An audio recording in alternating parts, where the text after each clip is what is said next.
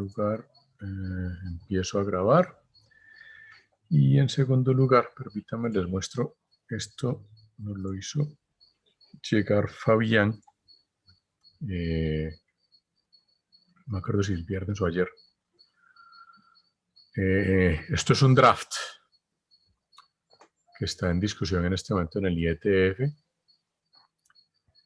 De este draft quiero mostrarles varias cositas. La primera, yo les había comentado que en el IETF, pues cualquiera que asista a las reuniones y que más o menos participe, pues puede plantear ideas para modificar protocolos del Internet. Fíjense que este es un draft que lo plantea una persona y dice claramente individual, o sea, esta persona no está representando a ninguna empresa, al menos aparentemente, ¿no? Lo presenta a nombre propio.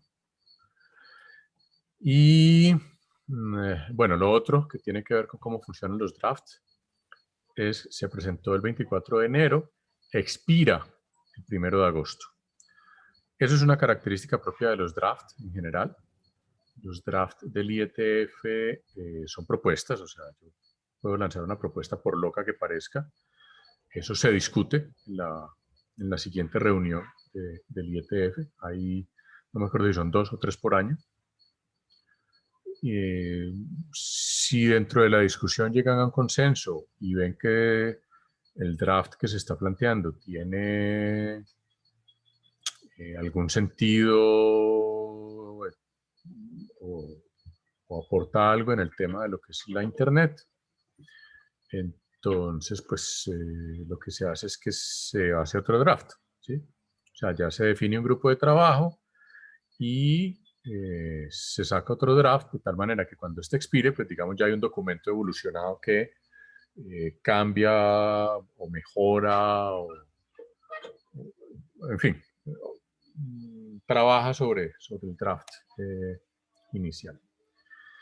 Y lo siguiente es, miren esta vaina tan particular. Esto es una propuesta de una extensión del sistema de direccionamiento de IP4. Lo que propone este man es aumentar a 48 y a 64 bits el IP4 como en dos fases. Una primera etapa que llama la versión 1, que es aumentarlo a 48 bits, y una segunda fase a 64 con una lógica que él llama la puerta. De tal manera, y por lo que yo medio estuve hojeando el draft, no lo leí completo, la verdad. Estuve pegando una ojeada a la introducción y a las primeras, creo que 3 o 4 páginas. Esto es algo parecido, lo que él está proponiendo es algo similar a cómo funcionaban las centrales telefónicas antiguas.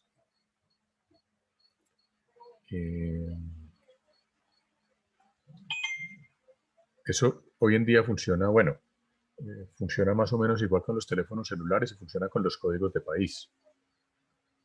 Si ustedes se fijan en los códigos de país, nosotros somos 57, pues cuando uno va a marcar a larga distancia, lo que hace es que pone primero el código de país y luego marca el número telefónico, incluso si es un celular. De tal manera que el código de país lo primero que hace es enrutar la llamada hacia el país al que corresponde ese código. Y lo que este señor propone es algo parecido. Ese esquema de puerta más la dirección IP4 normal es un esquema donde yo tengo esa puerta y dentro de esa puerta tengo un esquema de direccionamiento IP4 válido. Y de esa manera yo puedo seguir utilizando el direccionamiento IP4. No necesito utilizar direcciones privadas, puedo utilizar direcciones válidas, porque básicamente mis direcciones válidas están detrás de una puerta y son distintas a las mismas direcciones que están detrás de otra puerta distinta. Esa es más o menos la lógica que él propone. Me llamó muchísimo la atención.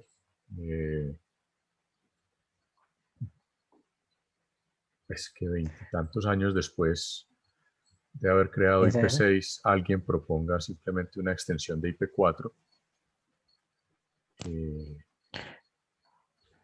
Entonces, bueno. Profe, pero esos bytes de extensión irían en la cabecera de la dirección IP.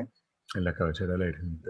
sea, va a dividir las redes por geografía principalmente y después por otras divisiones. Algo así, sí, algo así es lo que está proponiendo. Y Profe, ¿por qué no hay? mira la estructura que propone. La puerta aquí y luego la dirección IP, normalita como todos la conocemos. y- Profe, ¿y esa puerta podría ser continente y país o qué? ¿Qué pedo? No he llegado, o sea, no llegué hasta allá. No, simplemente miré, como les digo, miré las 3 o 4 primeras páginas así rápidamente para mirar cómo era Pero, pero, la idea. pero, profe, me parece interesante porque utiliza, digamos, un principio como de divide y vencerás, como que dividamos las geográficamente tantas regiones y eso nos permite, sin aumentar drásticamente la cantidad de bits, tener varias direcciones IP Sí, válidas. sí, sí, como les digo, es la misma lógica como funciona el sistema telefónico desde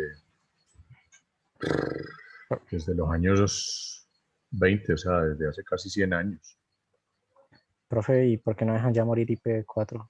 ¿Cuál es el deseo de la comunidad de no hacer IPv6? Porque en el momento en que esto simplemente nadie va a querer utilizar IPv6 porque hay un miedo de por sí. Yo Entonces no ahí entiendo. ahí sí no tengo ni idea, ahí lo que te diga es pura especulación, porque yo realmente no sé, o sea, y por eso me llamó muchísimo la atención, pues bueno, a Fabián también le llamó muchísimo la atención porque nos compartió el documento en el grupo de profesores de TIC. Me llama muchísimo, muchísimo la atención que sigan dando lora con IPv4. Eh, Habría que buscar, incluso les iba a proponer, eh, si alguno de ustedes o algún grupito quiere explorar este tema un poquito más a profundidad, de mirar qué argumentos o qué razones podría haber para no implementar IPv6 y seguir con una propuesta de este tipo de IPv4. Es decir, ¿qué ventajas tendría IPv4? Porque si me preguntas a mí, y creo que lo comenté en la clase pasada, en IPv6 se solucionan muchísimas cosas que en IP4 son un poquito truculentas, como el ARP y El el NARP, broadcast. el Broadcast, No, el pues, Address Resolution Protocol, el descubrimiento de vecinos. O sea, hay muchísimas cosas que en IP4 había que hacer, pues cosas como muy... Incluso el manejo de multicast en IP4 es muy malo. En IP6 se soluciona de una manera, me parece a mí, muy elegante el tema del multicast. Entonces, no sé, como les digo, pues esto lo mandó Fabián, no me acuerdo si ayer o el viernes. Tal vez el viernes por la noche. profe, ¿me dejas ver cómo cambiaría el datagrama del encabezado IP? ¿Qué aumenta? No. Profe, ¿y se seguiría llamando IPv4? Pues no Se se supone que llamaría, es se Internet Protocol. llamaría IPv4 Plus. Ah, ok. Mira que tiene Source Address, Destination Address y luego tiene las dos direcciones de las puertas. Puerta destino, puerta fuente. De resto es Se igual, o genera, sea, lo que hace es sí, agregarle 32 bits a la cabecera de IP4. claro. Pero en el despliegue de 48 bits o en el despliegue de 64. El de 64, ¿verdad? Esto es 48, 32 más 16, este es 48. Ah, ok, ok. No sé si más adelante Ujú. está el de 64, no llegué más adelante, llegué hasta aquí más o menos. Profe, Y, una y pregunta. fíjense eh, que más o menos tiene la lógica de código de país. Es más, déjenme yo verifico una cosa. ¡Ja! Es más, conserva los mismos códigos de país de la numeración telefónica internacional. nosotros, 42 es, que, 42 es Suiza, 49. nosotros que No, somos, no, profe. no, no, no es De igual. Alemania, ¿no? Nosotros somos 57. No, no, no es igual, no es igual. No, no, Solamente no es coincide igual, Suiza. profe. Solamente coincide Suiza. No, porque 49 es Alemania. Aquí lo ponen como Costa Rica y Costa Rica es 50 y algo también. Profe, y otra pregunta, pues no se supone que el nombre IP4 es Internet Protocol Version 4. Sí, No sé, me molestan esos tipos de numeración y nombres de los formatos. pero esto es un versión 4 Plus. Nunca hubo una IP versión 5, entre otras cosas, ¿no? ¿Y profe, versiones anteriores de la 4U? Sí, sí hubo, También se pero llamaban 3, 2 o cómo. no, la primera nunca tuvo versión 1. Hubo versión 2, versión 3 que no tuvieron, no fueron muy utilizadas. Acuérdense que el protocolo IP como tal es un protocolo que data de los años 70, más o menos del siglo XX, originalmente en la ARPANET. Y el protocolo que nosotros utilizamos hoy en día, el IP4 que nosotros utilizamos, es un protocolo, es una versión de finales de los 80, si no me falla la memoria. Espero si verá que este es el 791, el RFC 791 del 81, del año 81. Ok, Es la especificación original del IP versión 4.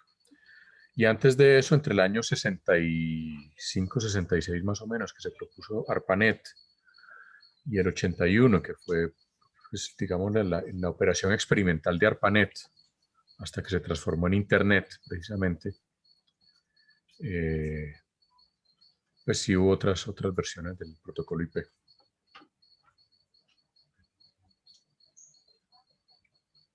Y por ahí deben estar las RFCs con seguridad. ya. O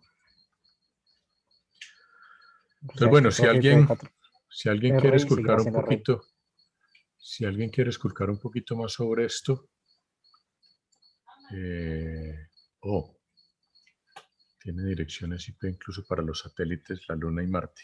Interesante. Al parecer, Wow. profe, se vende muy bien. Profe, pero algo que no entiendo, si el protocolo IP es, digamos, es una estandarización en sí, ¿por qué ese ser tan reacios al IPv6? Eso es una estandarización. No es como, bueno, sí toca cambiar algo de infraestructura, pero mucha de la infraestructura actual soporta IPv6. O sea, No sé, como por tener eso, miedo, es como tener miedo en vez de decir aló por teléfono a empezar a decir hola. no sé, por eso les digo que si a alguien le interesa explorar un poquito más el tema, bienvenido.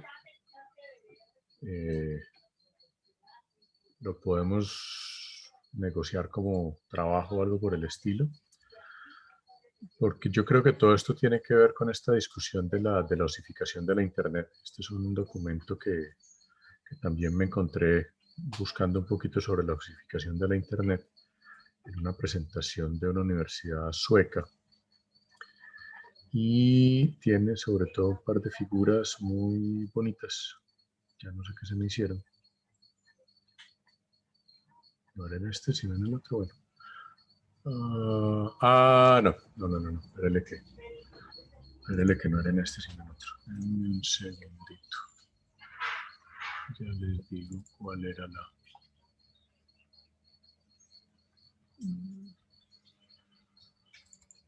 ¿Qué es este? No.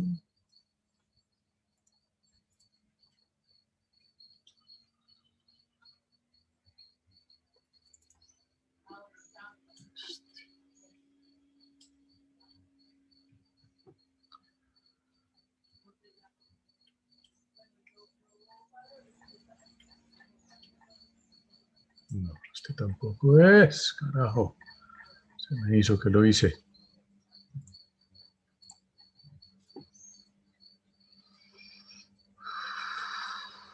Un segundo, que a lo mejor fue que no lo metí donde era.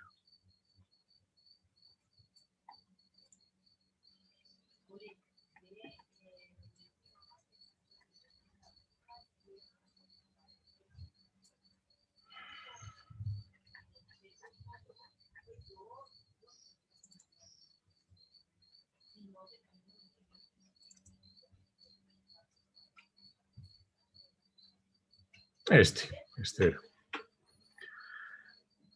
Esta imagen particularmente es bien bonita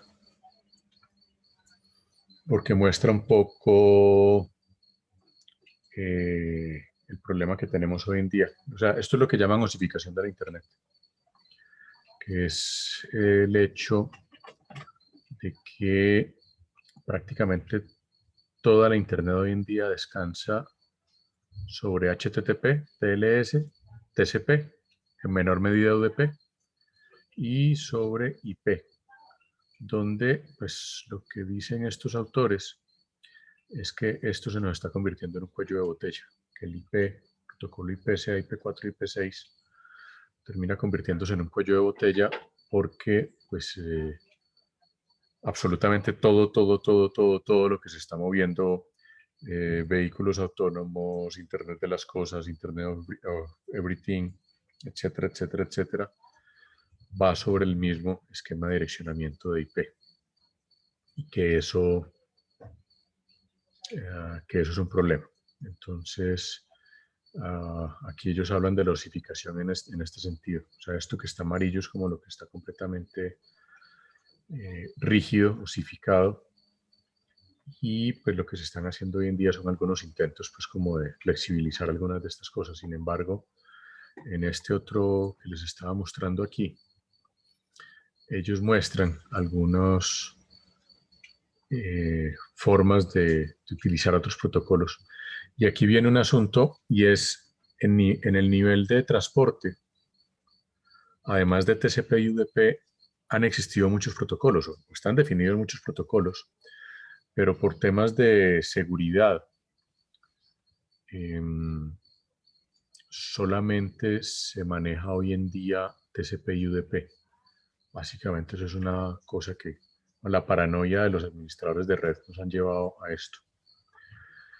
Pues esto es un tema que yo creo que lo vamos a discutir amplio cuando hablemos de nivel de transporte, pero por ahora pues, les dejo esta inquietud. Si alguien quiere explorar un poco más este tema, me cuenta. Bueno, este chino vive en China, lo cual ya dice bastante. Esto no es gratis. Entonces, pues bueno, cualquier cosa me cuentan. Bien, vamos ahora sí a lo que nos convoca hoy, que es empezar a hablar un poquito de ingeniería de tráfico, terminar de hablar de... Lo que me quedaba hablar de MPLS era muy sencillo, son simplemente un par de diapositivas. Y es como MPLS es un protocolo de nivel 3, o sea, es un protocolo que está en el mismo nivel de protocolo IP. Viene siendo un protocolo de enrutamiento.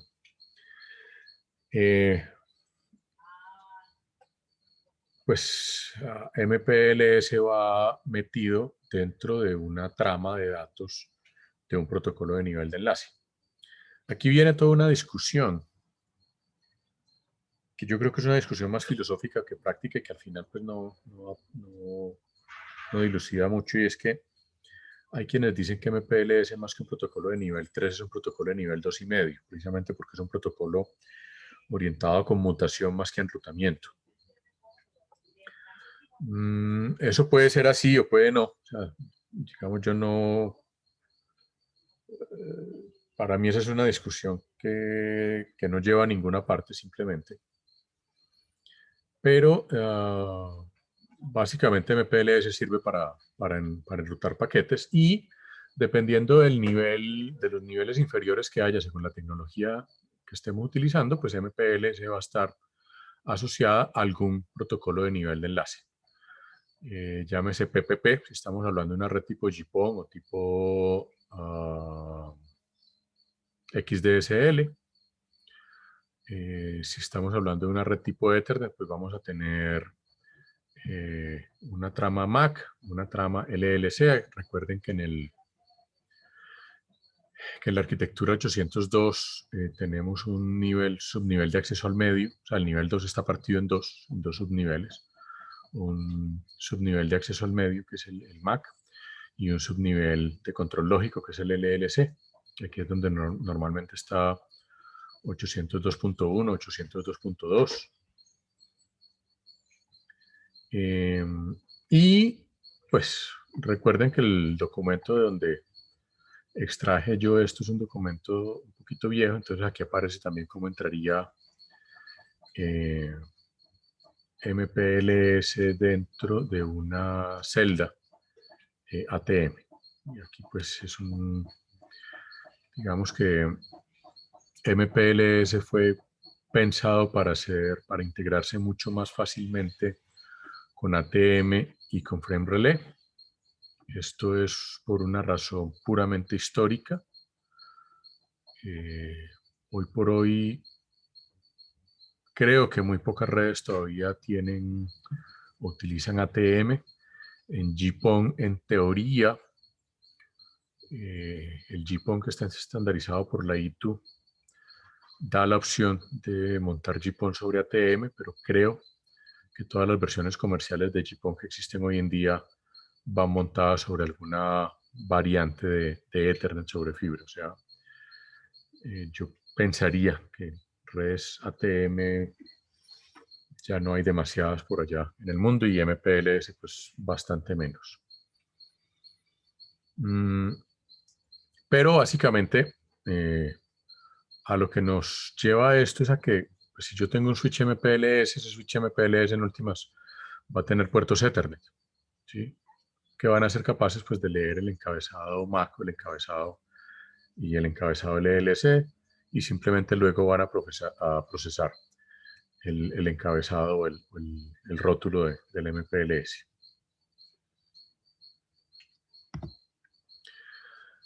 Ahora, de esto creo que ya más o menos se habló en las presentaciones que ustedes hicieron.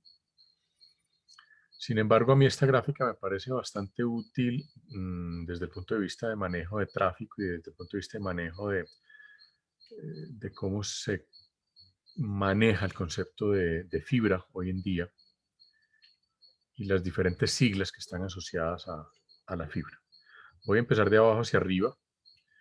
Hoy en día, este es tal vez una de las siglas más conocidas, que es FTTH o fibra al hogar, Fiber to the Home.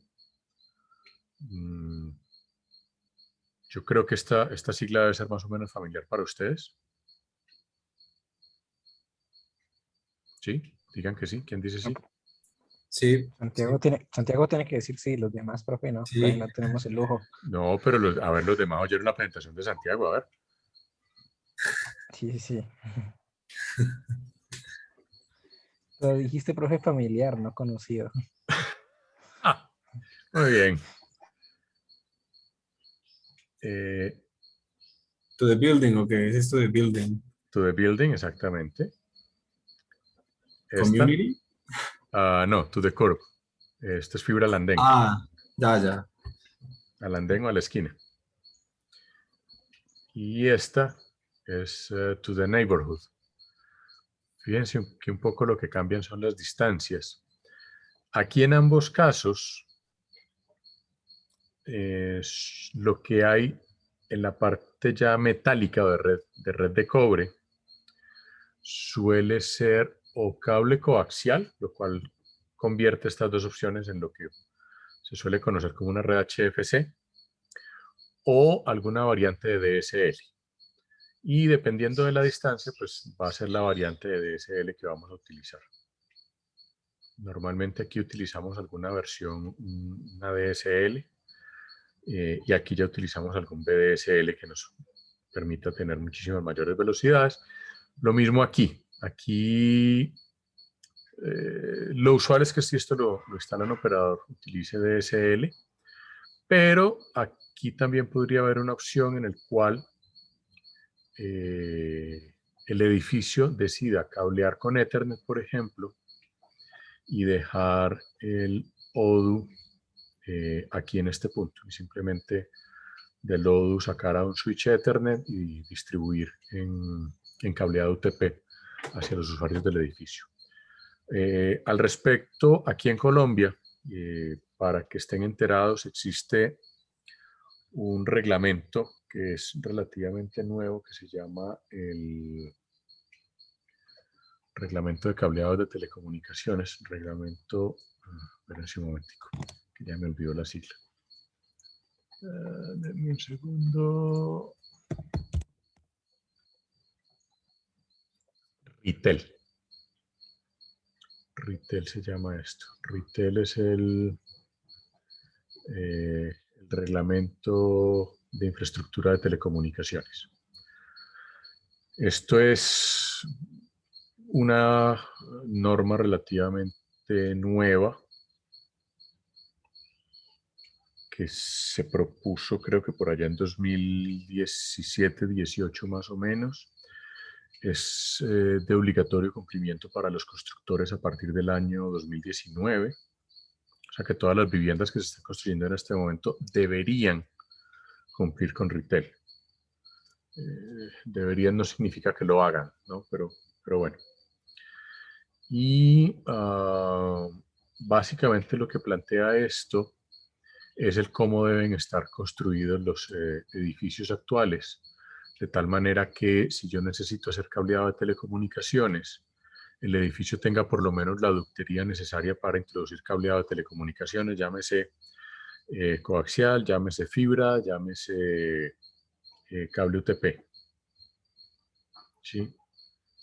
Entonces, por eso les decía que eventualmente en esta opción de FTTB es posible que el mismo constructor, y esto podría ser interesante, por ejemplo, para viviendas, perdón, que le envié el botón que no era. Esto podría ser interesante para viviendas de estratos altos, que podría ser un valor agregado que a lo mejor la gente aprecia. Es así como hoy en día cualquier constructor le pone a uno un punto de televisión en la sala y otro en el cuarto principal, pues igual le pongan a uno un punto de red en la sala y uno en el cuarto principal, por lo menos. Y si es, digamos, una vivienda más grande o más costosa, pues podría tener más puntos de telecomunicaciones instalados. Bien, eso con respecto a MPLS. Y vamos a empezar ahora a hablar entonces un poquito de ingeniería de tráfico. No sé si tienen preguntas sobre MPLS, si tuvieran oportunidad de revisar MPLS antes de arrancar con esto.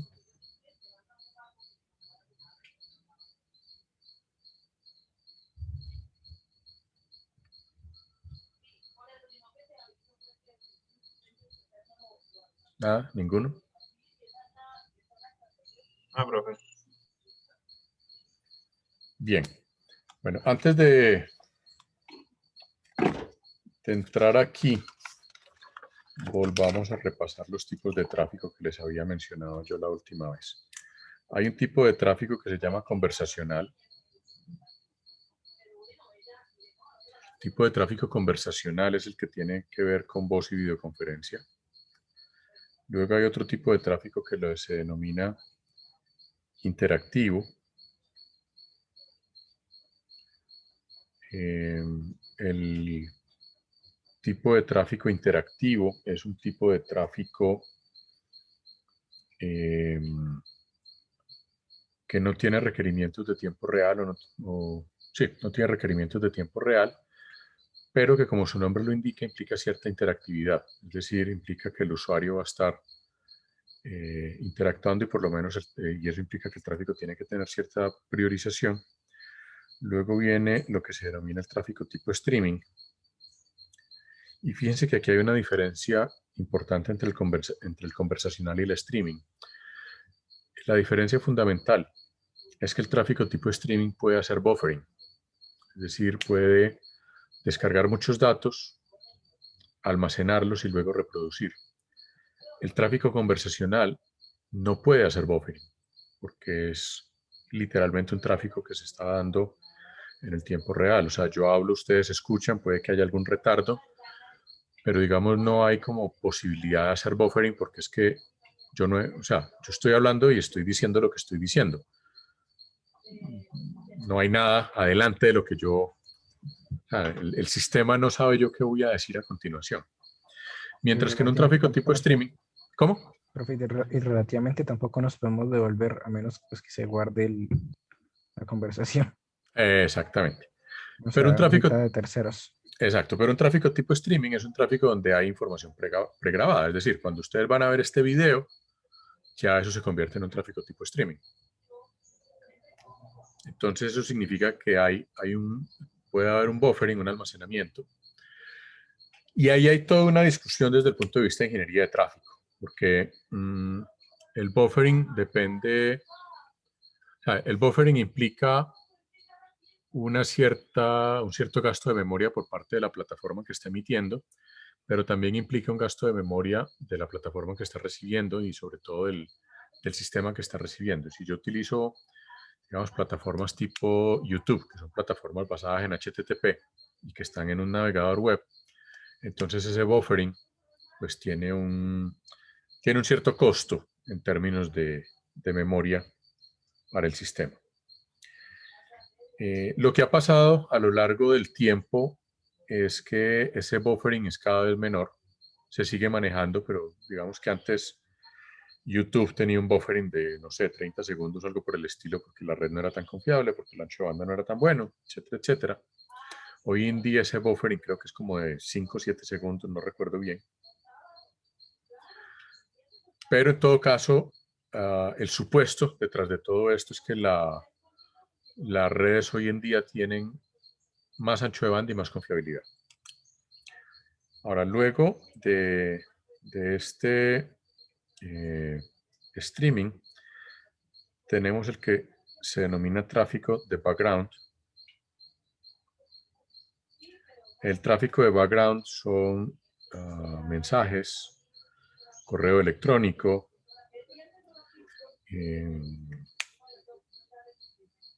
la mensajería instantánea solía ser tráfico de background cada vez, bueno, digamos, teóricamente sigue siendo tráfico de background, es decir, está pensado para sistemas de comunicación asincrónicos, donde yo no espero ni que un correo electrónico llegue de inmediato, aunque hoy en día es muy común que alguien manda un correo electrónico y escribe al WhatsApp diciendo te mandé un correo. Pero bueno, eso ya es otra historia. Y con esos 4 tipos de tráfico, que son como los principales, que luego derivan en varias, digamos, subvariantes, por llamarlo de alguna manera, donde, por ejemplo, en el tráfico interactivo, pues no es lo mismo navegación web que juegos. Ambos son tráfico interactivo, pero sus requerimientos de retardo, ancho de banda y demás son diferentes. Entonces, el asunto hoy en día es que si queremos diseñar una red de telecomunicaciones, una red de datos, tenemos que considerar por lo menos esos 4 tipos de tráfico de la manera más general. Y ahí viene pues esto que está a continuación en la presentación y es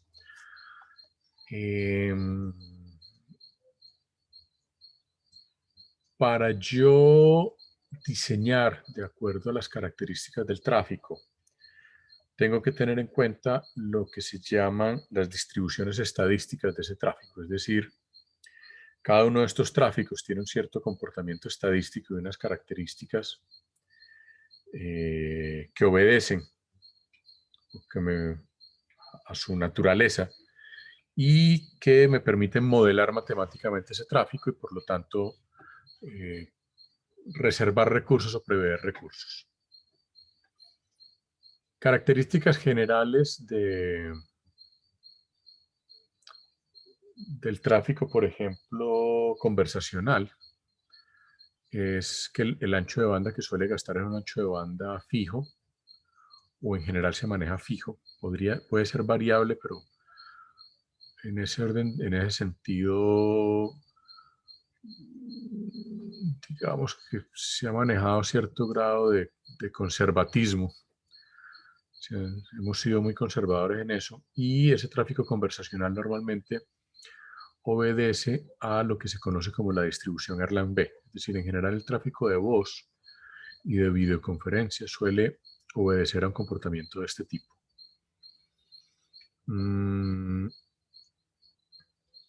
Aquí hay también una discusión en algunas variables, porque la voz y la videoconferencia tienen ciertas diferencias sutiles, sobre todo en cuanto a la duración. Pero los supuestos básicos son los que aparecen aquí en esta diapositiva. Y ya voy a hacer algunas consideraciones sobre esos supuestos. Simplemente paso a enunciarlos primero. Primer supuesto, que la población es infinita. Segundo, que el sistema es sin memoria, es decir, llamada no contestada, llamada que se pierde. O sea, no hay una memoria como para decir, ay, este ya me llamó, le doy prioridad. No, simplemente es sin memoria. Hay un tiempo de servicio exponencial, hay un cierto número de servidores o canales, que lo podemos traducir también a un ancho de banda. Es lo que se denomina un proceso de Poisson, es decir, los tiempos entre llamadas obedecen a una distribución exponencial.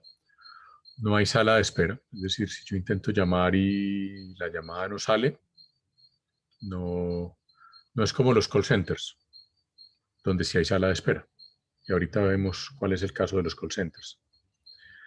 Y el número de canales ocupados es igual al número de llamadas en curso. Es decir, aquí no se maneja ese concepto de reuso del que hablábamos la semana pasada, en el cual yo puedo jugar un poquito con el ancho de banda dándole espacio a unos o a otros. Es decir, aquí no se maneja ese concepto. Y esto es típico de sistemas que son orientados a conexión o sistemas de conmutación de circuitos.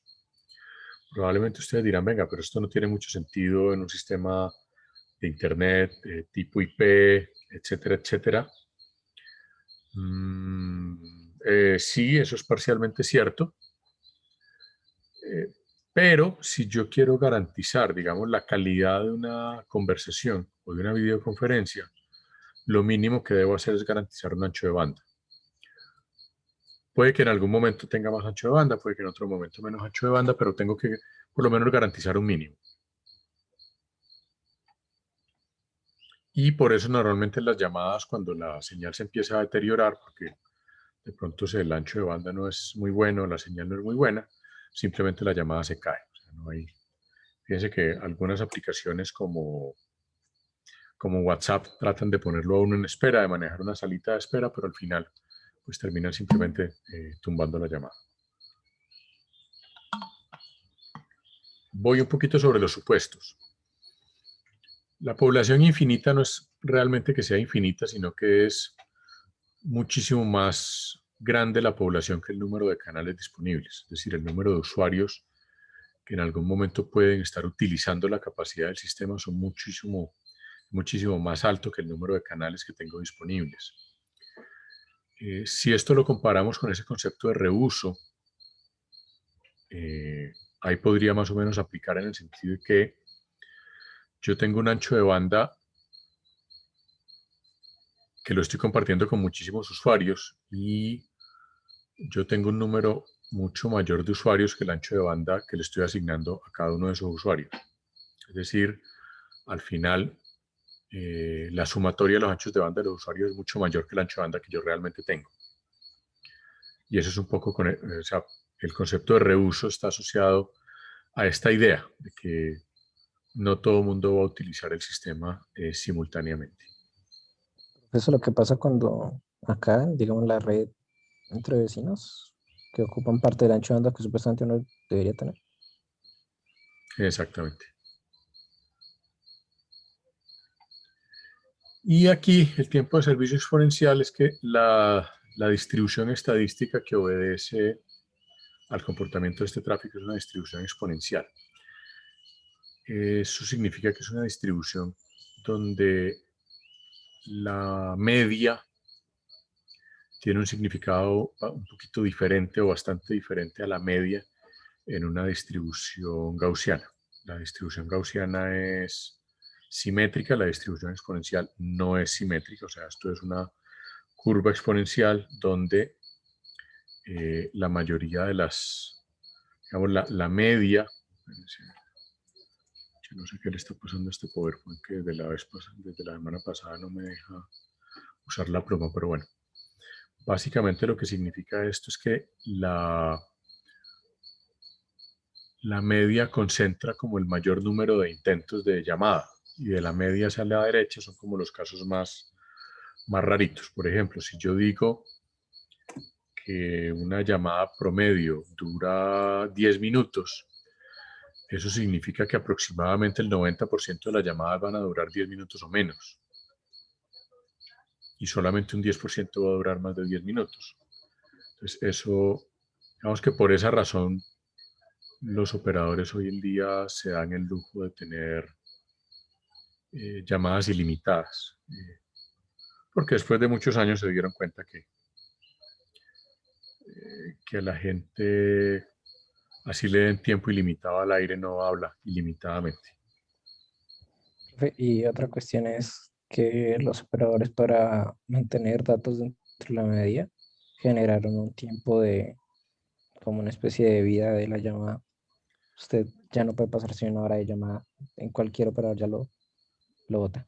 Sí, usualmente la llamada se la tumban a uno después de cierto tiempo. Digamos que eso es una manera muy sutil o elegante de garantizar el valor de diseño de la red, básicamente.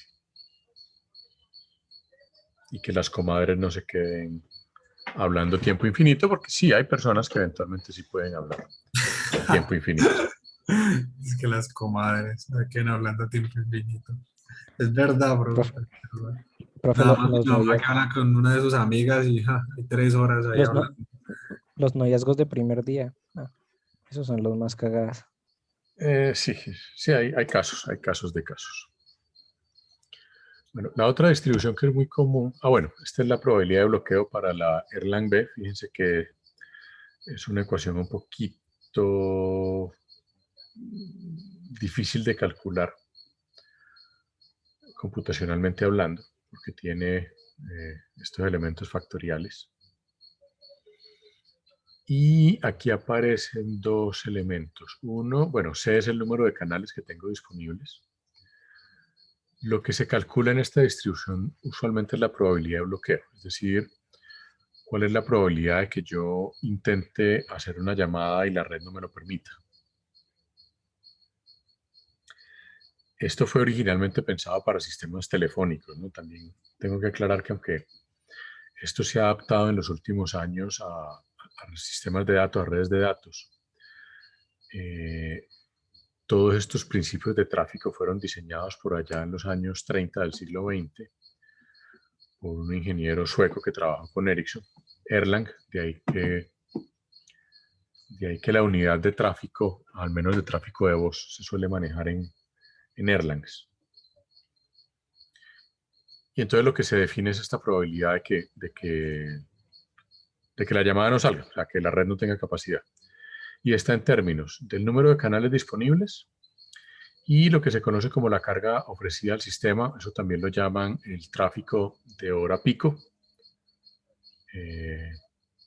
o también lo llaman, en inglés el término es Busy Hour Call Attempts, o VHCA. Y A, creo que lo tengo aquí, sí, A se define como lambda sobre mu, donde lambda es la tasa de llegadas, o sea, el número medio de llamadas por unidad de tiempo. Fíjense que este término tasa de llegadas aplica a muchísimos contextos, no solamente a sistemas telefónicos, a sistemas de comunicaciones, aplica a una fila de un banco, aplica a una fila, a un buffer de memoria, aplica a un procesador que está atendiendo procesos en un computador. Entonces, esto también sirve, por ejemplo, para dimensionar servidores, para poder dimensionar el procesador y la memoria de un servidor, dependiendo, digamos, de la cantidad de datos que puede procesar en un momento determinado. Entonces, esto es la tasa de llegadas. Básicamente se expresa en términos de llegadas por unidad de tiempo, llamadas por unidad de tiempo. Y mu es la tasa media de servicio, que es el inverso de la duración promedio de la llamada. Esto es como la tasa de salidas. Si lo llevamos a un concepto de una fila de un banco, es el tiempo medio. Mu es 1 sobre el tiempo medio de atención del cajero. Es decir,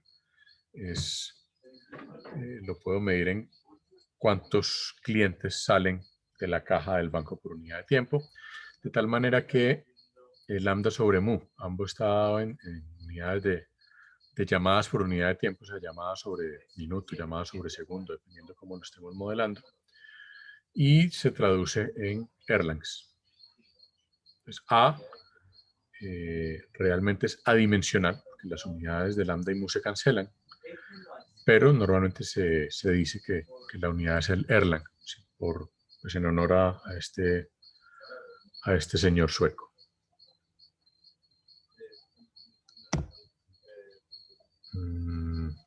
Esto es como se define la tasa media de servicio. Ya les había dicho, esto es el inverso de la duración medio de llamada.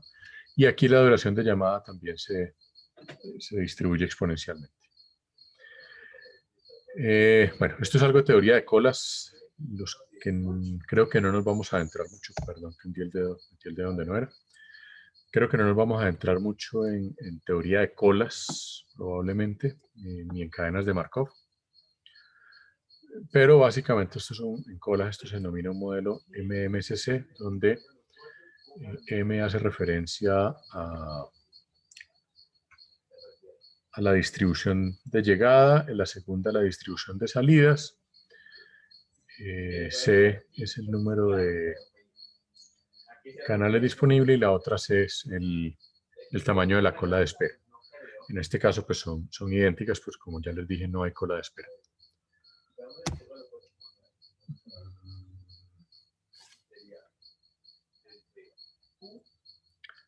Listo. Y pues en forma más general, la notación de Kendall pues tiene todas estas estructuras donde el SD es la distribución del servicio, A son las llegadas, S son las atenciones, M es número de canales, B es la cola, la calle no me acuerdo qué diablos es, al tamaño total de la población.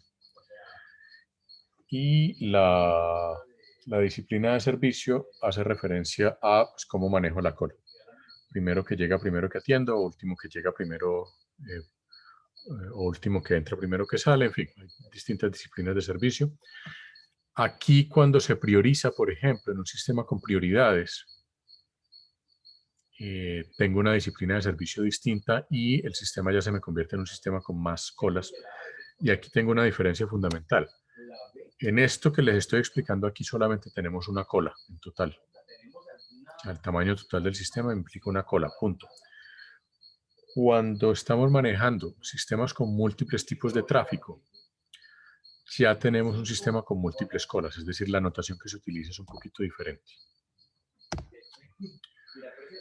Ahora, el otro caso muy típico es cuando hay cola de espera.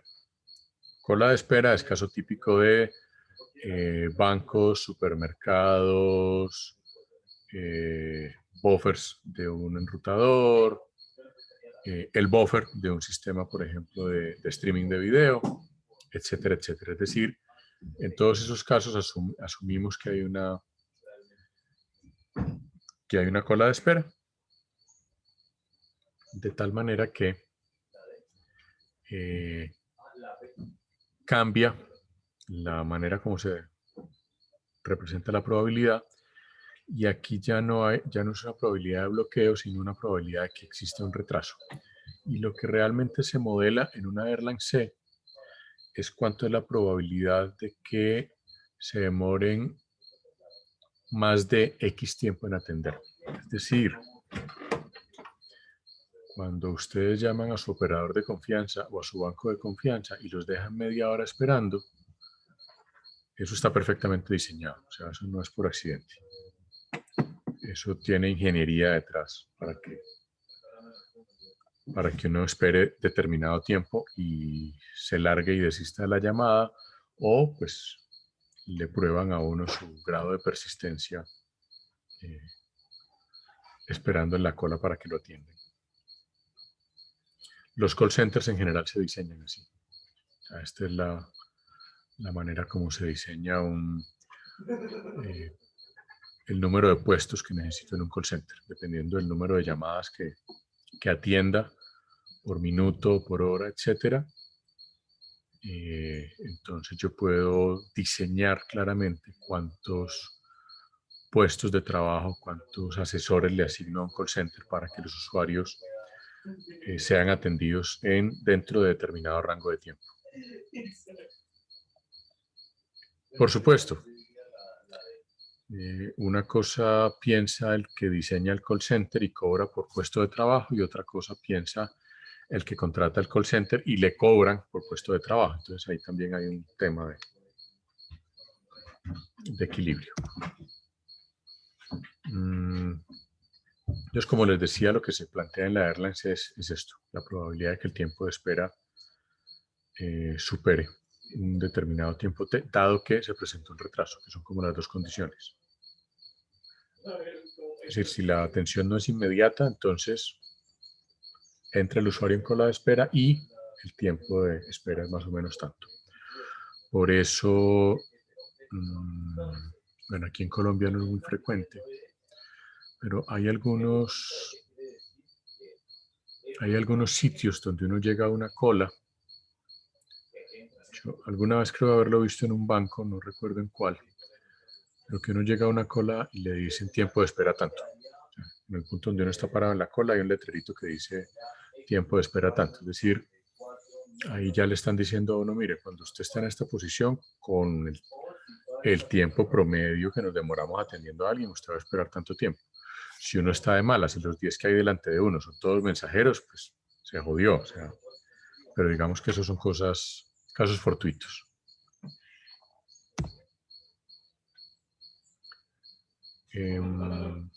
Bueno, esta es la representación en términos de teoría de colas de esto. Es importante decir que normalmente todos estos datos están previamente calculados y tabulados. Hay incluso software que me permite calcular esto. Como les decía, yo puedo llevar todo esto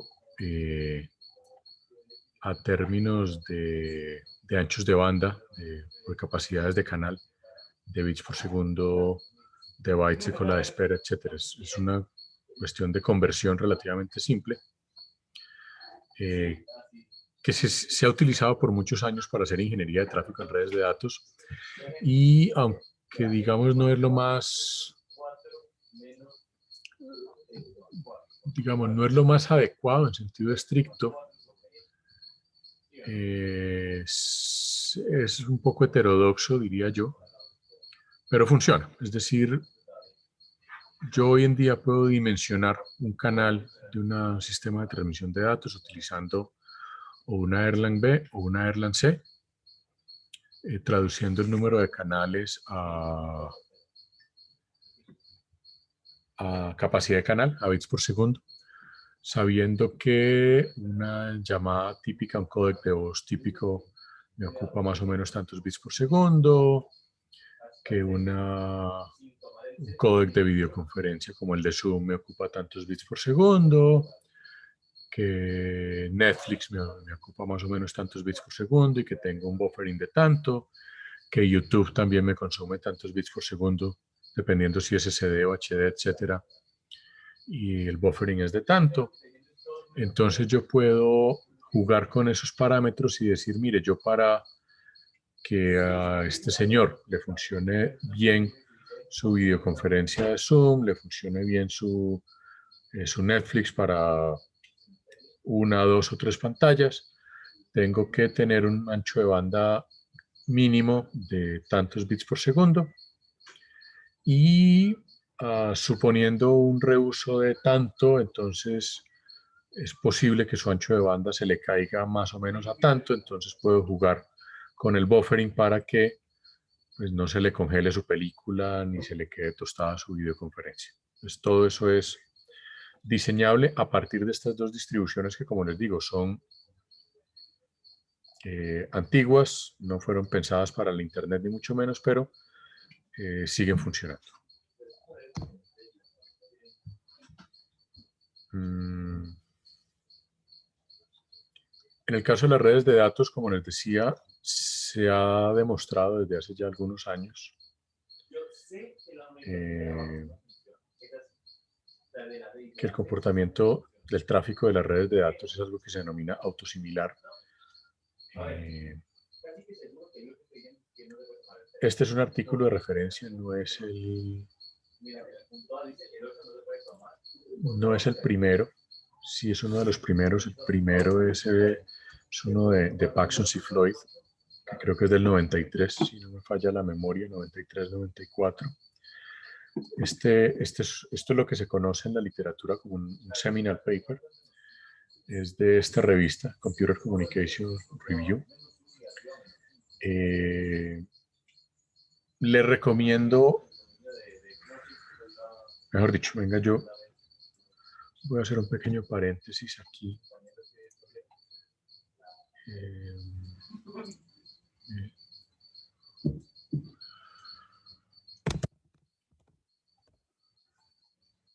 Permítame un momento.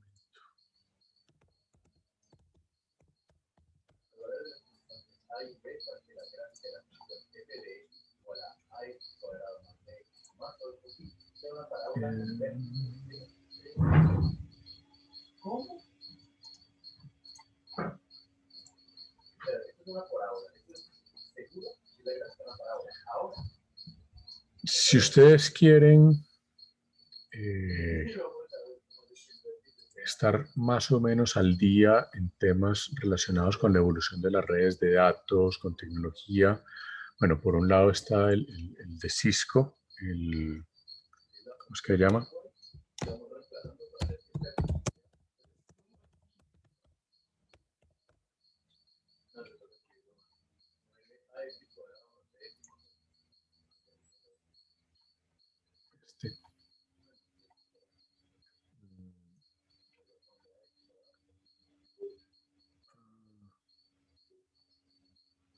Básicamente las fuentes para estar más o menos actualizado en estas cosas.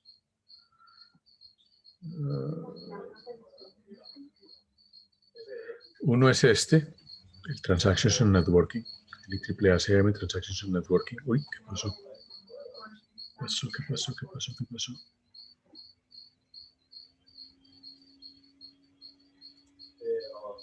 Opa. Bueno, aquí pasó algo raro. Pero bueno, esta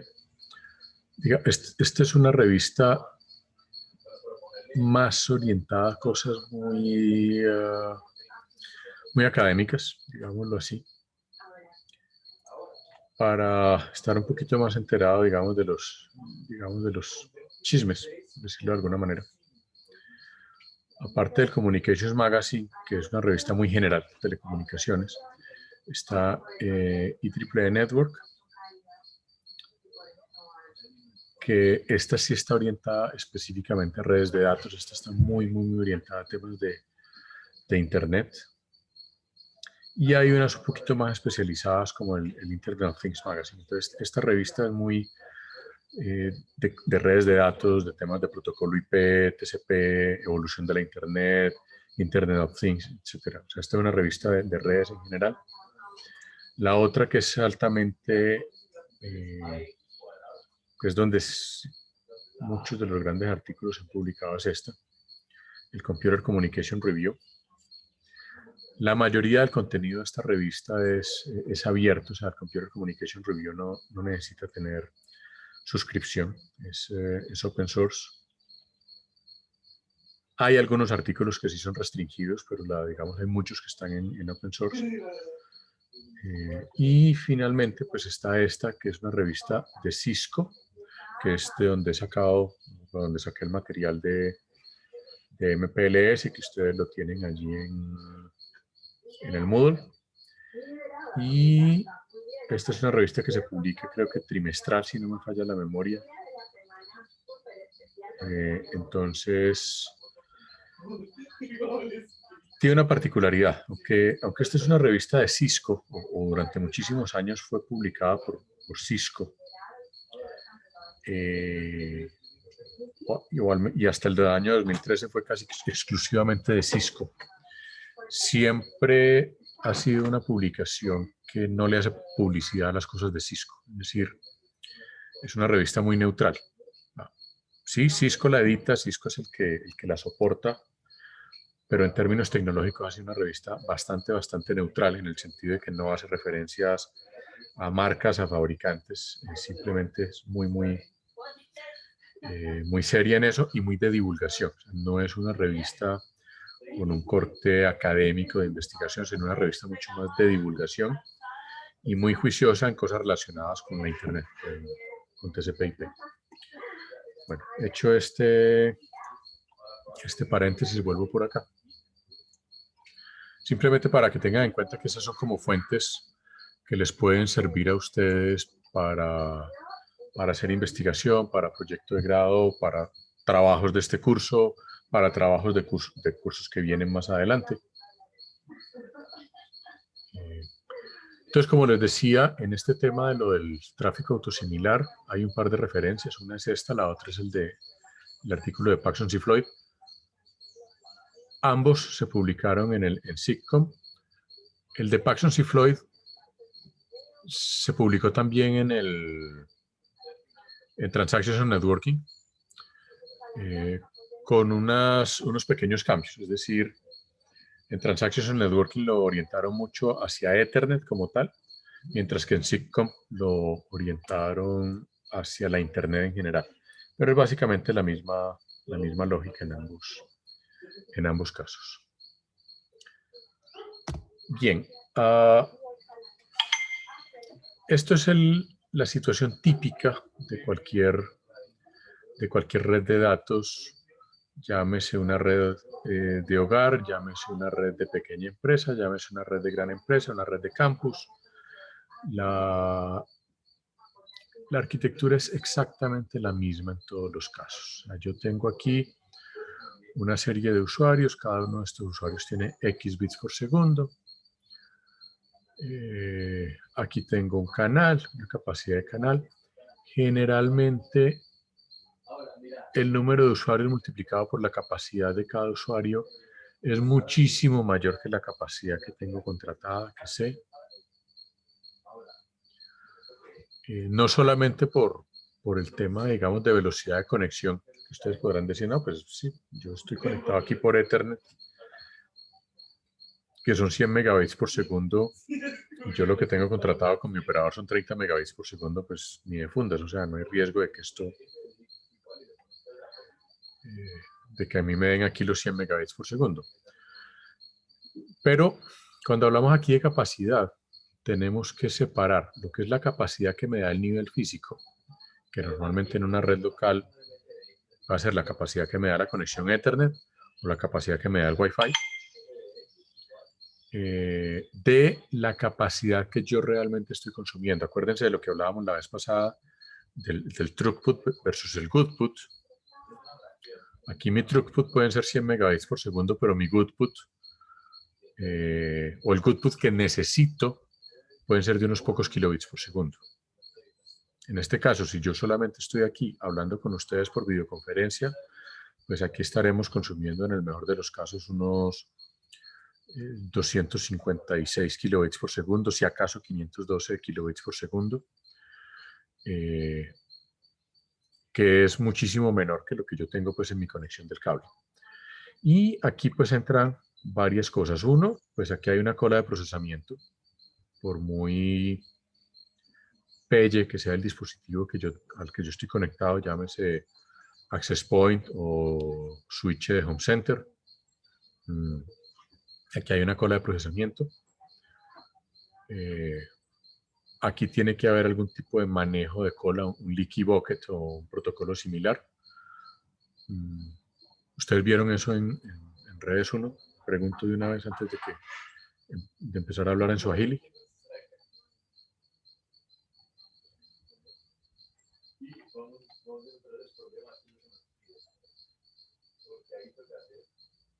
¿Ustedes vieron ese manejo de colas?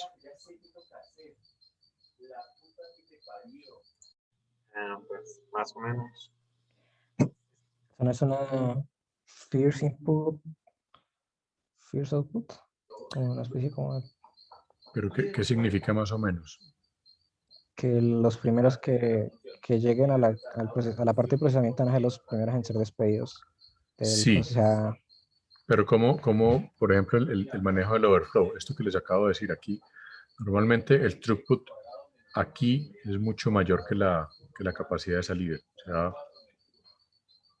yo aquí estoy conectado con un cable Ethernet que manda 100 megabits por segundo a este dispositivo, llámese modem, router, lo que sea, y aquí tengo pues lo que me da mi operador, 10 megabits, 20 megabits, 30 megabits, etcétera. O sea,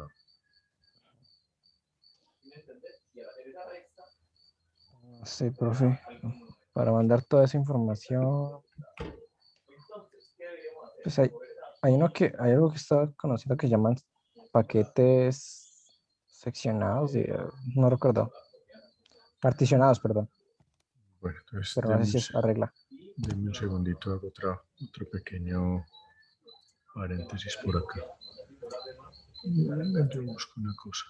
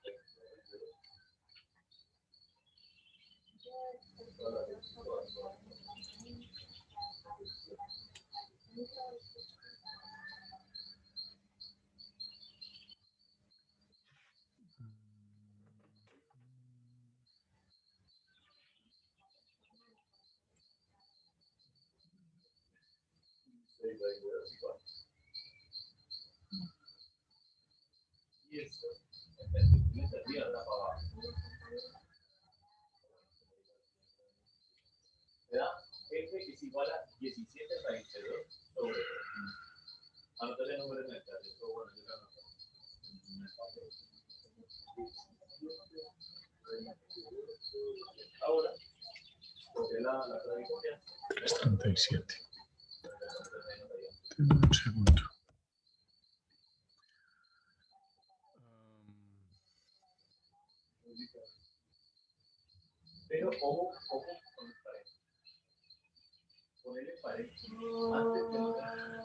A ver, hay unos algoritmos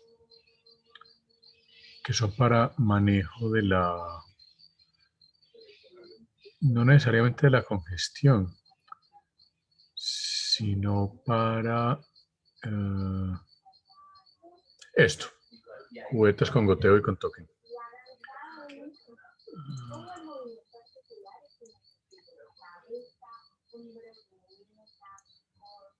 Lo que ocurre en prácticamente cualquier red es un fenómeno como esto, es decir, yo tengo unos dispositivos que le mandan al enrutador un montón de datos y el enrutador tiene que almacenarlos en un buffer y sacar esos datos a la velocidad que le permite la conexión de red del canal de salida.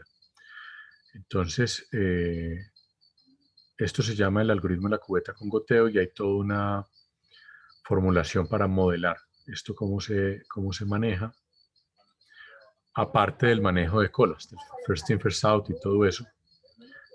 Hay un tema aquí de, bueno, yo cómo manejo esto, cómo hago manejo de congestión aquí, es decir, cuando se llena esta cubeta, ¿yo qué hago? Y está el otro algoritmo, que es el de la cubeta con token, que la verdad no me acuerdo muy bien cómo funciona. Pero aquí explica más o menos cómo funcionan estos algoritmos. Entonces les recomiendo que le echen una miradita a esto, porque esto nos va a llevar a lo que teníamos por acá, que es la situación típica que tenemos en cualquier red de comunicaciones, ¿ya? Profe, ¿y eso Donde, también no se puede hacer con balanceadores de carga? pero es que un balanceador de carga lo que hace es eso. Un balanceador de carga es un algoritmo sofisticado tipo cubeta con goteo.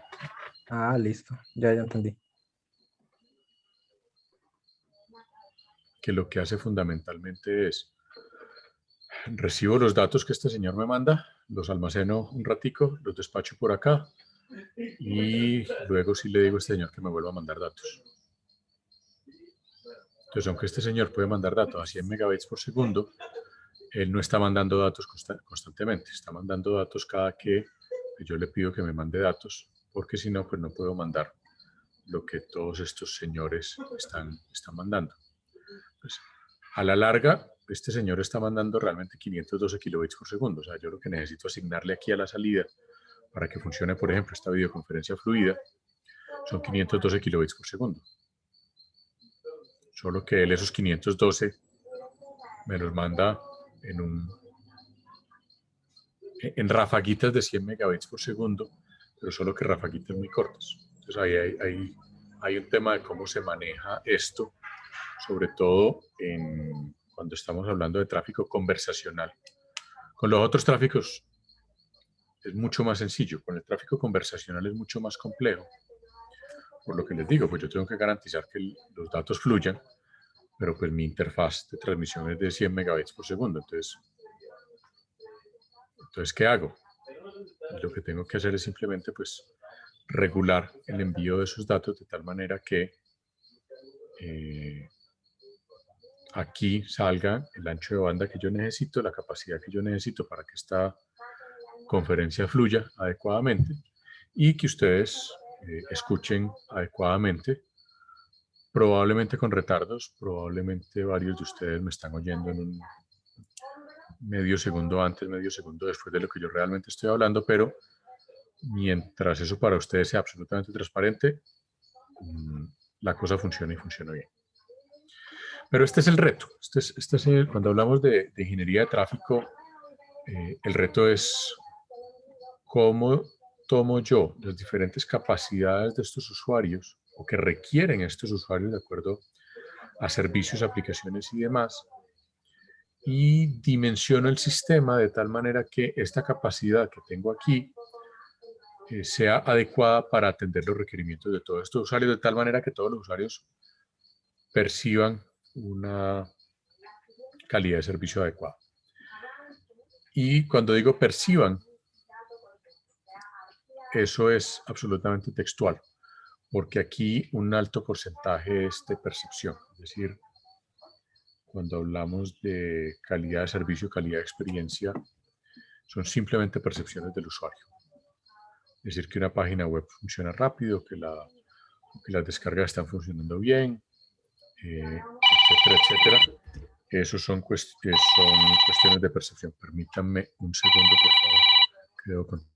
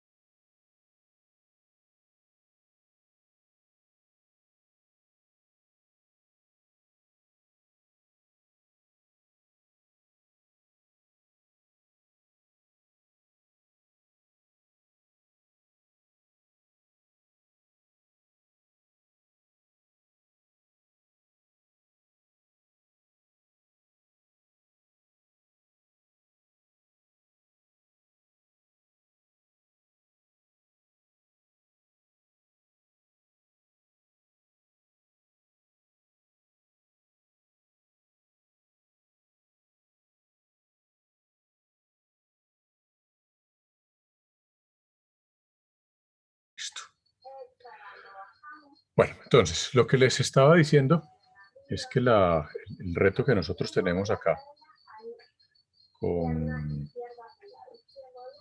con este sistema es cómo hacer que todos los usuarios, digamos, que se sientan que perciben un buen servicio. Entonces aquí tenemos, dependiendo de cada tipo de servicio, hay parámetros que son cuantitativos. En el caso de voz video hay parámetros puramente cuantitativos en términos de garantizar un ancho de banda, una tasa de bits en error, etcétera, etcétera. Hay algunos elementos cualitativos, que es lo que llama el Mean Opinion Score, que está asociado un poco a qué tanto yo puedo degradar el ancho de banda o la capacidad de canal sin que se degrade demasiado la calidad. Es decir, que aunque yo por alguna razón degrade la capacidad disponible, pues ustedes sigan por lo menos entendiendo lo que yo estoy diciendo, de pronto no con muy buena calidad, que el video de pronto pues no se congela un poquito, etcétera, pero que la cosa funcione, digamos. Entonces ahí hay digamos una combinación entre una cosa que es subjetiva, que es digamos, cuál es el punto donde yo puedo decir, listo, esto todavía se entiende o ya definitivamente esta vaina no funciona, y mediciones puramente objetivas. Ahora, cuando nos vamos algo parecido pasa con el streaming, ¿sí? En el streaming yo lo que necesito es que el video fluya, que de pronto se degrade un poquito o algo por el estilo, pues aguanta dentro de ciertos límites. También es una percepción del usuario. De pronto hay usuarios que no están dispuestos a aceptar que se les degrade, por ejemplo, a definición estándar, sino que quieren simplemente que sea HD y Full HD y cosas por el estilo. Pero digamos que con eso se puede jugar. O sea, yo puedo degradar ciertos parámetros de la red sin que subjetivamente sean malos. Y el tráfico interactivo sí tiene un nivel de subjetividad muchísimo más alto, porque el tráfico interactivo, al ser un tráfico que normalmente va sobre TCP, es un tráfico donde yo puedo hacer corrección de errores, donde yo puedo hacer retransmisiones. Entonces lo que va a percibir el usuario es simplemente mayores retardos a la hora de cargar una página web, mayores retardos a la hora de que le llegue cierta información, etcétera, etcétera. Entonces, digamos que en ese orden de ideas podemos dividir esos 4 tipos de tráfico que vimos hace un momento como en dos grandes familias. Los que tienen requerimientos de tiempo real y que no aceptan ni retransmisiones ni corrección de errores, ni nada por el estilo. Bueno, sí corrección de errores, pero no retransmisiones. Y los segundos, que son tráficos que sí aceptan retransmisiones.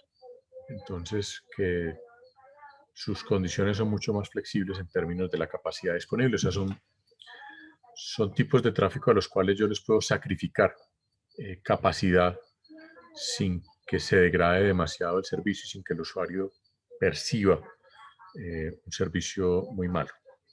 Allí aparece todo lo que es, como les decía, navegación web, de pronto mensajería interactiva, correo electrónico. Bueno, en el caso de los juegos puede ser un poquito distinto, pero más o menos, digamos que podemos jugar con esas cosas. Pues cuando hablamos de ingeniería de tráfico, ese es el reto. Ahora, la pregunta es, ¿cómo lo vamos a hacer?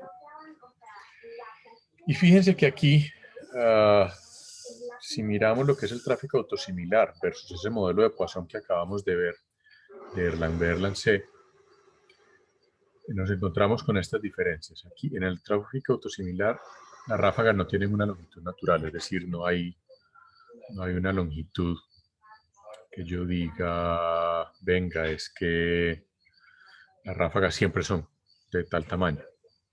Esto es manejable también, ¿no? Aquí las ráfagas son completamente predecibles.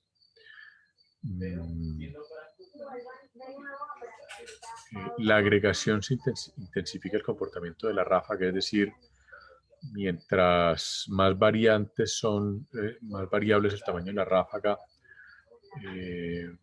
más se ve la agregación, más se ve ese comportamiento de autosimilaridad. Mientras que en Poisson la agregación enmascara el comportamiento de ráfaga, es decir, si me devuelvo a la diapositiva anterior, la agregación es cuando yo veo, si yo veo el tráfico solamente de este usuario, voy a ver un comportamiento. Si yo veo el tráfico de todos los usuarios juntos, aquí a la salida, voy a ver un comportamiento enmascarado. En el caso del tráfico de Poisson, el tráfico se enmascara cuando hay esta agregación. En el tráfico autosimilar, digamos que esa autosimilaridad se ve todavía mucho más exacerbada. Y una de las características del tráfico autosimilar es que yo lo voy a ver igual, en forma individual o agregado. O sea, el comportamiento estadístico no cambia para nada. Eso mismo tiene que ver con esta otra característica donde el comportamiento de ráfaga es en todas las escalas de tiempo. O sea que a lo largo del tiempo yo voy a ver ese comportamiento como, digamos que pareciera aleatorio. Mientras que en los modelos de Poisson aparece ese concepto que les decía ahora de hora pico, o busy hour.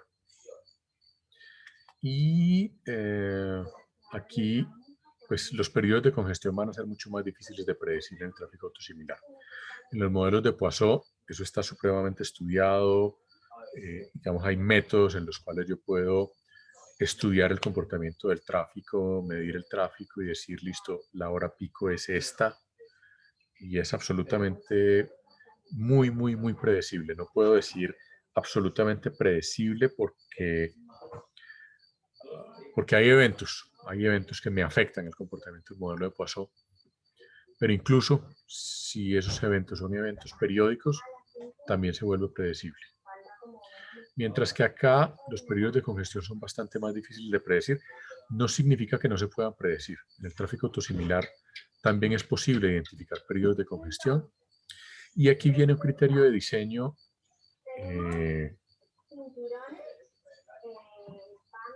que tiene mucha discusión, sobre todo en el mundo de las redes de datos.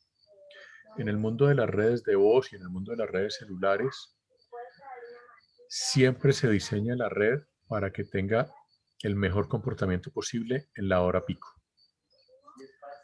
Eso hace que en la práctica las redes de voz y las redes celulares tengan mucha capacidad ociosa o tengan periodos de tiempo grandes ociosos. En las redes de datos ha tomado fuerza una máxima de diseño en el cual no se diseña la red para el periodo de congestión, sino que se diseña la red para el tráfico promedio de la red. Y en el periodo de congestión, mala suerte para el usuario. Eso es básicamente un criterio que tiene que ver con costos para el operador. Obviamente para el operador es mucho más barato diseñar para promedio que diseñar para hora pico. La razón por la cual los operadores de redes de voz y en general de redes móviles celulares diseñan para hora pico es porque la regulación desde hace muchos años tiene unos parámetros que los obligan a hacerlo así. O por lo menos digamos que les da unos incentivos muy grandes para que lo hagan así. En las redes de datos esos incentivos no existen. Entonces, eso hace que los operadores tiendan a diseñar más para tráfico promedio. Si me preguntan a mí, yo diría que se puede diseñar para tráfico promedio, pero dejando un pequeño margen, es decir, garantizando que por lo menos los servicios críticos van a funcionar adecuadamente en hora pico. Aquí viene también otro concepto de tráfico, que es lo que es el tráfico constante y variable. Y es que el tráfico de video es un tráfico que puede ser variable, o yo lo puedo manejar de forma variable, básicamente dependiendo del tipo de video que estemos manejando. Y eso me da cierta flexibilidad entonces a la hora de asignar capacidad, porque yo tengo por un lado lo que se denomina el constant bitrate, que es usualmente tráfico de voz. Tengo el variable bitrate, que es usualmente video. Y fíjense que ustedes, si alguno de ustedes tiene Netflix o Amazon Prime, sobre todo Netflix, ustedes notan que a veces Netflix lo que hace es que degrada la calidad del video. Sí, Profe, yo no la puedo ajustar. Se ajusta prácticamente a la Exacto, red. últimamente no usa, pero sí. exacto. Entonces, si él tiene buen ancho de banda, él va Full HD. Y si no, pues él baja su calidad.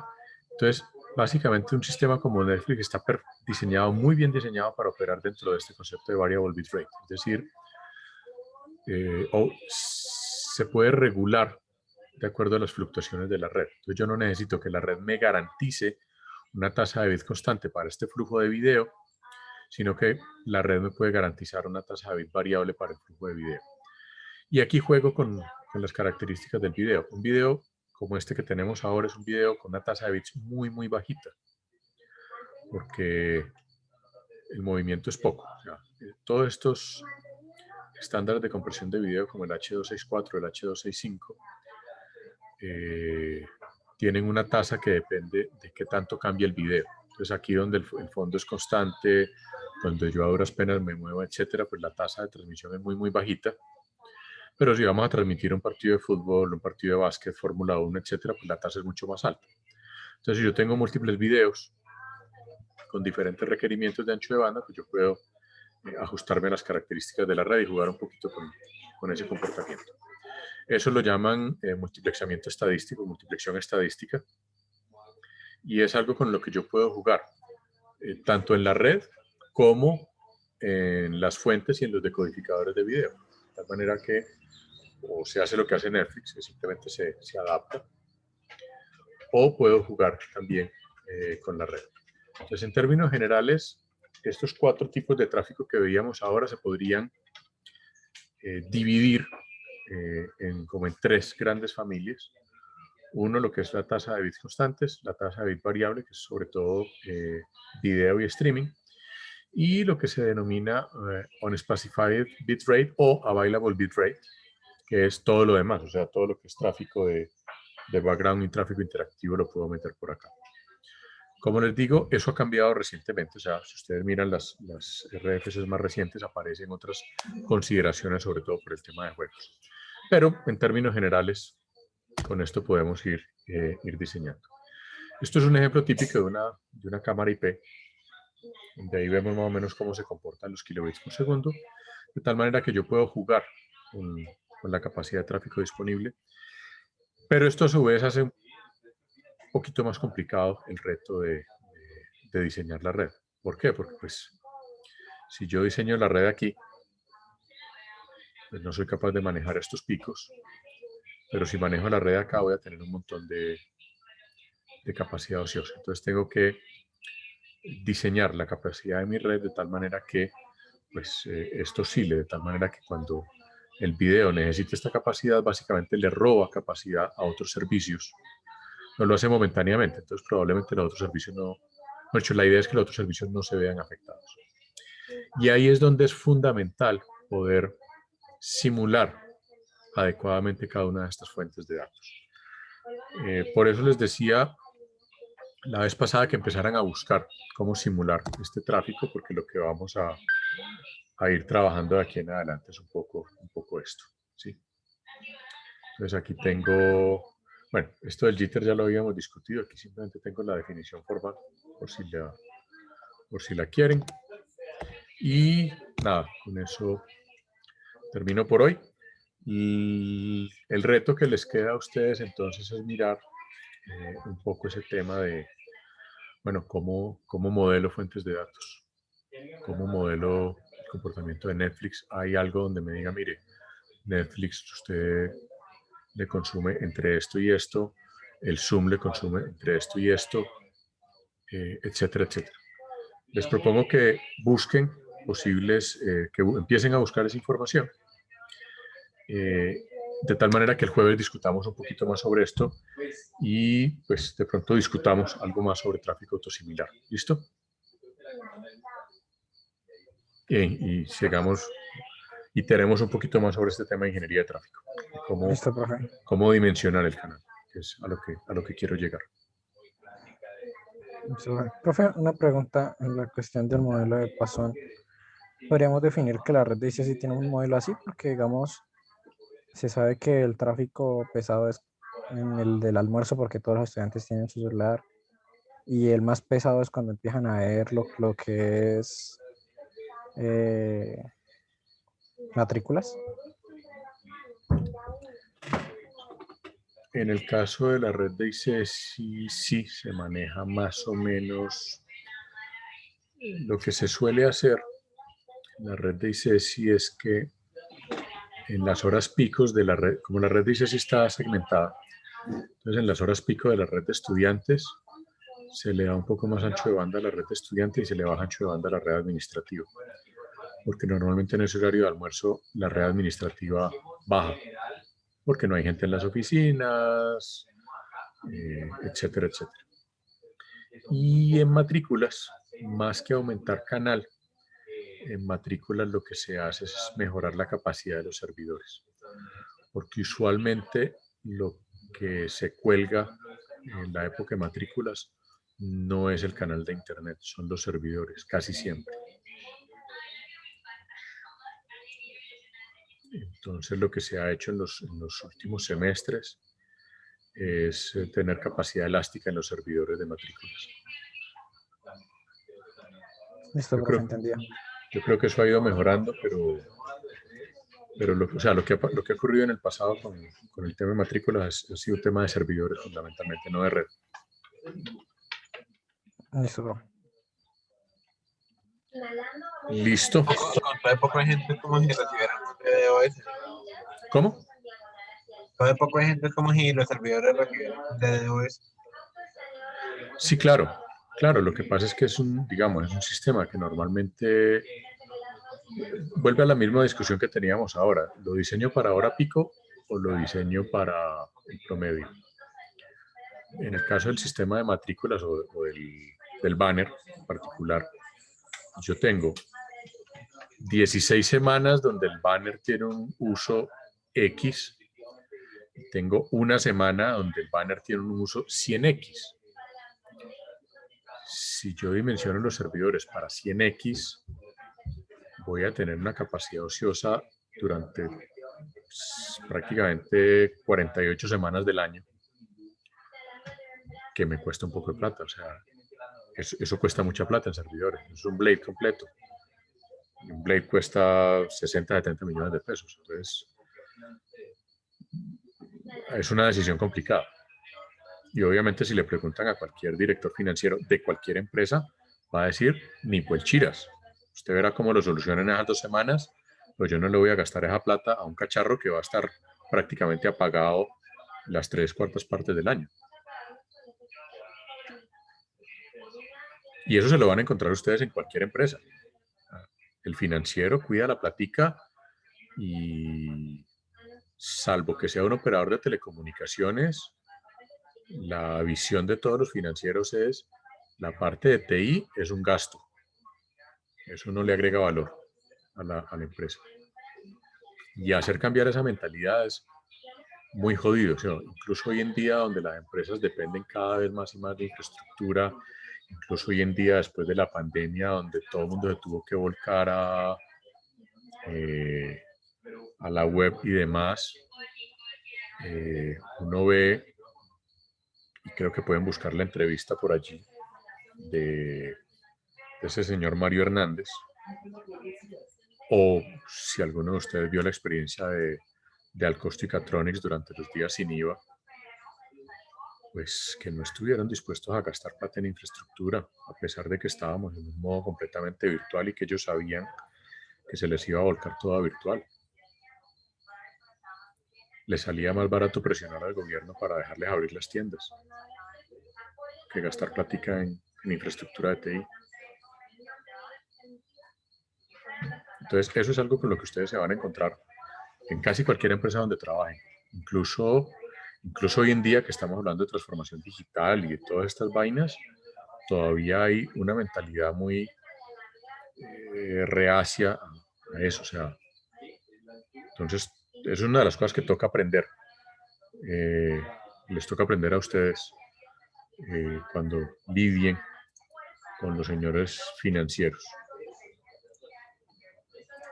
Ellos siempre van a estar cuidando el centavito. Listo, muchachos. No era más por hoy. Nos vemos el jueves entonces. Vale, profe, nos vemos el jueves. Bueno, Hasta luego, que esté muy profe. bien. Chao, Gracias, chao. profe. Gracias, profe.